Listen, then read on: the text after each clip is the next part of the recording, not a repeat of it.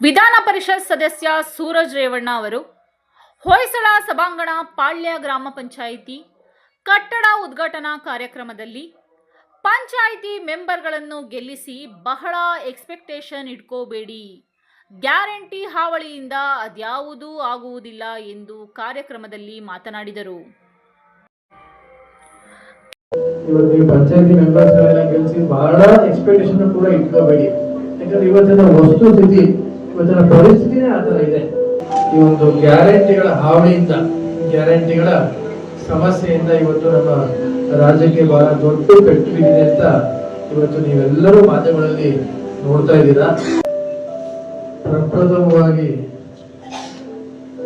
ಏನ್ ಹೇಳಕ್ ಬಯಸ್ತೀನಿ ಅಂದ್ರೆ, ಒಂದು ಗ್ರಾಮ ಪಂಚಾಯತಿ ಸರ್ಕಾರಿ ಕಟ್ಟಡಕ್ಕೆ ಬಂದಿದ್ದೀನೋ ಅಥವಾ ಖಾಸಗಿ ಒಂದು ಕಾರ್ಪೊರೇಟ್ ಆಫೀಸ್ ಒಳಗಡೆ ಬಂದಿದ್ದೀನೋ ನನಗೆ ಒಂದು ಕನ್ಫ್ಯೂಷನ್ ಆಗ್ಬಿಟ್ಟಿದೆ.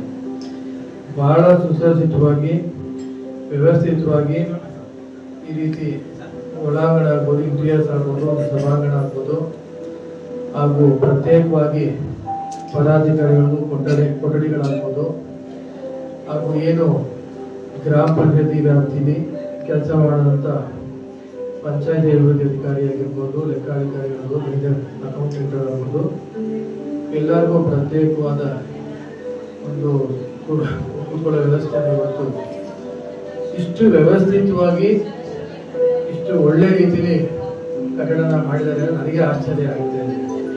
ಬಹುಶಃ ನಮ್ಮ ಜಿಲ್ಲೆಯಲ್ಲೇ ಇದು ಮಾದರಿ ಆಗುತ್ತೆ ಅಂತ ನನ್ನ ಸಂದರ್ಭದಲ್ಲಿ ಅಭಿಪ್ರಾಯ ವ್ಯಕ್ತಪಡಿಸ್ತೀನಿ. ಮುಂದಿನ ದಿನಗಳಲ್ಲಿ ಪಂಚಾಯತಿಗಳಲ್ಲಿ ಗೆದ್ದು ಬಂದಂತಹ ಗ್ರಾಮ ಪಂಚಾಯತಿ ಸದಸ್ಯರುಗಳು ಈ ರೀತಿಯಾದಂತಹ ಪಂಚಾಯತಿನ ಇನ್ನೂ ಹೆಚ್ಚುವರಿ ಅಭಿವೃದ್ಧಿ ಪಡಿಸುವಂತಹ ಕೆಲಸಗಳ ಜೊತೆಗೆ ಹಳ್ಳಿಗಳಲ್ಲಿ ಸಾರ್ವಜನಿಕವಾಗಬಹುದು, ವೈಯಕ್ತಿಕವಾಗಬಹುದು, ನಿಮ್ಮನ್ನೇ ಓಟ್ ಕೊಟ್ಟು ಏನ್ ಗೆಲ್ಸಿರ್ತಾರೆ ಆ ಗ್ರಾಮಗಳಲ್ಲಿ ಇನ್ನೂ ಹೆಚ್ಚುವರಿ ಕೆಲಸ ಮಾಡುವಂತ ಒಂದು ಅವಕಾಶ ನಿಮ್ಗೆ ಸಿಗ್ಲಿ ಅಂತ ನಾನು ಈ ಸಂದರ್ಭದಲ್ಲಿ ಪ್ರಾರ್ಥನೆ ಮಾಡ್ತೀನಿ. ಇವಾಗ ನಿಮ್ಗೆಲ್ಲ ತಿಳಿದಿದೆ, ಸಾಕಷ್ಟು ಸಮಸ್ಯೆ, ಆರ್ಥಿಕವಾದ ಸಮಸ್ಯೆ, ಬರೀ ಸಮಸ್ಯೆ ಅಲ್ಲ. ಇವತ್ತು ನಮ್ಮ ರಾಜ್ಯ ಸರ್ಕಾರದಲ್ಲಿ ಇವತ್ತಿಗೆ ನಾನೇನು ಹಿಂದೆ ಮುಂದೆ ಮಾತಾಡಬೇಕಾಗಿಲ್ಲ. ವಾಸ್ತವಾಂಶದ ಸ್ಥಿತಿ ನಿಮ್ಗೆಲ್ಲರಿಗೂ ಅರ್ಥ ಆಗುತ್ತೆ. ಸ್ವತಃ ಇವತ್ತು ಆಡಳಿತ ಪಕ್ಷದ ಶಾಸಕರೇ ಇವತ್ತು ಬಹಳ ಅಸಮಾಧಾನದಲ್ಲಿ ಯಾವುದೇ ರೀತಿಯಾದಂತ ಇವತ್ತು ಸಹಕಾರ ಅನುದಾನಗಳು ನಮ್ಮ ಕ್ಷೇತ್ರಗಳಿಗೆ ಇವತ್ತು ಬರ್ತಾ ಇಲ್ಲ. ಈ ಒಂದು ಗ್ಯಾರಂಟಿಗಳ ಹಾವಳಿಯಿಂದ, ಗ್ಯಾರಂಟಿಗಳ ಸಮಸ್ಯೆಯಿಂದ ಇವತ್ತು ನಮ್ಮ ರಾಜ್ಯಕ್ಕೆ ಬಹಳ ದೊಡ್ಡ ಪೆಟ್ಟು ಬಿದ್ದಿದೆ ಅಂತ ಇವತ್ತು ನೀವೆಲ್ಲರೂ ಮಾಧ್ಯಮಗಳಲ್ಲಿ ನೋಡ್ತಾ ಇದ್ದೀರಾ. ನಾನು ಕೇಳ್ಕೊಳ್ಳೋದಿಷ್ಟೇನೆ, ರಾಜ್ಯದಲ್ಲಿ ನಮ್ಮ ರೈತರಾಗ್ಬೋದು ಅಥವಾ ಗ್ರಾಮೀಣ ಭಾಗದ ಆಗ್ಬೋದು, ಏನು ಅವ್ರಿಗೆ ಮೂಲಭೂತ ಸೌಕರ್ಯ ಅವಶ್ಯಕತೆ ಇದೆ, ಒಂದು ಸಮುದಾಯ ಭವನನೋ ಅಥವಾ ಶಾಲಾ ವ್ಯವಸ್ಥೆಗಳು, ಎಷ್ಟೋ ಶಾಲೆಗಳು ಇವತ್ತು ಅಂಚಲ ಹೊಡೆದೋಗಿದ್ದೇವೆ, ಮಕ್ಕಳುಗಳ ಸ್ಟ್ರೆಂತ್ ಇದೆ ಸರ್ಕಾರಿ ಶಾಲೆಗಳಲ್ಲಿ, ಆದ್ರೆ ಶಾಲೆಗಳ ದುರಸ್ತಿ ಆಗಿಲ್ಲ. ಅದ್ರ ಜೊತೆಗೆ ಇವತ್ತು ಬಹಳ ಇವತ್ತು ಪಂಚಾಯತಿ ನೀವು ನೋಡ್ತೀನಿ ಸದಸ್ಯಗಳೆಲ್ಲ ಈ ಒಂದು ಕೊಟ್ಟಿಗೆ ಕೊಡೋಕ್ಕಾಗ್ತಿಲ್ಲ, ಒಂದು ಜನತಾ ಮನೆ ತರಕ್ಕಾಗ್ತಿಲ್ಲ, ಎಲ್ಲದಕ್ಕೂ ಕಮಿಷನ್, ಯಾವ ರೀತಿ ವ್ಯವಸ್ಥೆ ಇವತ್ತು ಹದಗೆಟ್ಟೋಗಿದೆ ಅನ್ನೋದು ಬಹಳ ದುಃಖ ಆಗುತ್ತೆ ಇವತ್ತು. ಆದ್ರಿಂದ ನಾನು ಸಾರ್ವಜನಿಕರಲ್ಲಿ ಹೇಳಕ್ ಬಯಸೋದು ಏನಂದ್ರೆ, ಇವತ್ತು ನೀವು ಪಂಚಾಯತಿ ಮೆಂಬರ್ಸ್ಗಳನ್ನ ಗೆಲ್ಲಿಸಿ ಬಹಳ ಎಕ್ಸ್ಪೆಕ್ಟೇಷನ್ ಕೂಡ ಇಟ್ಕೋಬೇಡಿ. ಯಾಕಂದ್ರೆ ಇವತ್ತಿನ ವಸ್ತುಸ್ಥಿತಿ, ಇವತ್ತಿನ ಪರಿಸ್ಥಿತಿನೇ ಆ ತರ ಇದೆ. ಅದಕ್ಕೆ ನಾವು ಬರೀ ಸಮಸ್ಯೆ ಅಂತಿಲ್ಲ, ಆರ್ಥಿಕ ಸಮಸ್ಯೆ ಇವತ್ತು ನಮ್ಮ ರಾಜ್ಯ ಸರ್ಕಾರದಲ್ಲಿ ಅಂತ ಇವತ್ತು ನಾನು ಮುಂದೂರದಲ್ಲಿ ಹೇಳಕ್ ಇಷ್ಟಪಟ್ಟೆ.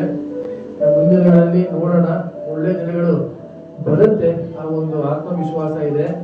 ಆ ಬಂದಂತ ಕಾಲದಲ್ಲಿ ಇವತ್ತೇನು ಗ್ರಾಮ ಪಂಚಾಯತ್ ಸದಸ್ಯರುಗಳಿಗೆ ಇನ್ನೂ ಹೆಚ್ಚಿನ ಶಕ್ತಿ ಕೊಟ್ಟು ಅವ್ರ ಮೂಲಕನೇ ಹಿಂದೆ ಏನು ನಮ್ಮ ದೇಶದ ಪಿತಾಮಹ ಮಹಾತ್ಮ ಗಾಂಧಿ ಅವರು ಹೇಳ್ತಾ ಇದ್ರು, ನಮ್ಮ ದೇಶದ ಅಭಿವೃದ್ಧಿ ಆಗ್ಬೇಕು ಅಂದ್ರೆ ಗ್ರಾಮಗಳ ಅಭಿವೃದ್ಧಿ ಆಗ್ಬೇಕು ಅನ್ನುವಂತ ಏನ್ ಹೇಳ್ತಾ ಇದ್ರು, ಅದರಂತೆ ಮಾಡೋಣ ಅಂತ ಈ ಒಂದು ಗ್ರಾಮ ಪಂಚಾಯತಿ ಕಟ್ಟಡ ಇವತ್ತು ನಿರ್ಮಾಣ ಮಾಡಿ ಉದ್ಘಾಟನೆ ಮಾಡ್ತಾ ಇದ್ರೆ, ಅದು ನಮ್ಮ ಜಿಲ್ಲೆಗೆ, ಮೋಸ್ಟ್ಲಿ ನಮ್ಮ ಸ್ಟೇಟ್ಗೆನೆ ಇದೊಂದು ಮಾದರಿ ಆಗುತ್ತೆ ಅಂತ ಹೇಳಕ್ ಈ ಸಂದರ್ಭದಲ್ಲಿ ಯಾರೇ ಬರ್ಲಿ, ನಿಮ್ಮ ತಾಲೂಕಿನಲ್ಲೂ ಸಾಕಷ್ಟು ಅನುದಾನಗಳನ್ನ ನಾವು ಕೂಡ ಸಹಕಾರ ಮಾಡಿದೀವಿ. ದೇವಸ್ಥಾನಗಳ ಜೀರ್ಣೋದ್ಧಾರಕ್ಕಾಗ್ಬೋದು, ಸಮುದಾಯಗಳ ಒಂದು ಮುಂದರದ ಹೆಚ್ಚುವರಿ ಕೆಲಸಕ್ಕಾಗ್ಬೋದು, ಹಾಗೂ ರಸ್ತೆಗಳ ಅಭಿವೃದ್ಧಿ ಆಗ್ಬೋದು. ಹಿಂದೆ ಮನೆ ಬಸವರಾಜ ಬೊಮ್ಮಾಯಿ ಮುಖ್ಯಮಂತ್ರಿ ಆದಂತ ಕಾಲದಲ್ಲಿ ಸಾಕಷ್ಟು ಅನುದಾನ ಈ ಮಾಧವ ತಾಲೂಕಿಗೆ ತಗೊಂಡ್ಬಂದ್ವಿ. ಇವತ್ತು ರಸ್ತೆಗಳು ಸಾಕಷ್ಟು ತಗೊಂಡ್ಬಂದ್ವಿ. ಇವತ್ತಿನ ಪರಿಸ್ಥಿತಿ ನನಗೆ ಹೇಳಬೇಕಾಗಿಲ್ಲ, ಆದರೆ ಬಹಳ ವಿವರವಾಗಿ ಹೇಳಿದ್ದೀನಿ. ಇಷ್ಟು ಹೇಳ್ದ ಮುಂದಿನ ದಿನಗಳಲ್ಲಿ ನಮ್ಮ ಸದಸ್ಯರಾಗ್ಬೋದು, ನಮ್ಮ